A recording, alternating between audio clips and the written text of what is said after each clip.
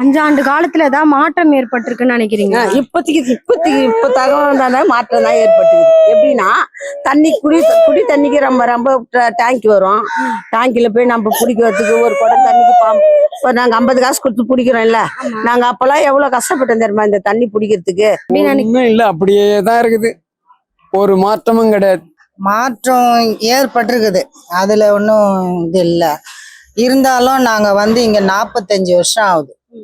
எங்களுக்குன்னு ஃபர்ஸ்ட் ஒதுக்குந்து தான் கொடுத்து எல்லாருமே எல்லா ஆட்சியுமே மாறி மாறி தான் வந்தது. வரவங்களாம் என்ன சொல்லுவாங்க, நான் வந்து பதவியில் உக்காந்த உடனே ஃபர்ஸ்ட் உங்களுக்கு பட்டாதான் எப்படி வந்து கேட்பாங்க, இப்படிதான் வந்து கேட்பாங்க. சரி, நம்மளும் மனசால் நாங்கள் வந்து அவ்வளோ தூரத்துக்குலாம் போக முடியாது. நாங்கள் வரவங்கக்கிட்ட தான் நாங்கள் கேட்க முடியும், எங்களுடைய சலுகை இப்படி பண்ணுங்கன்னு சொல்லி கேட்க முடியும்.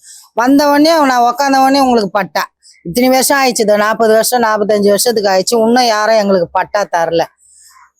அப்புறம் என்னன்றாங்கன்னா, இப்போ நாங்கள் பட்டா கொடுத்தாதான் எங்கள் வீட்டாண்ட வந்து நீங்கள் ஓட்டு கேட்கணும், இல்லைன்னா வராதிங்க.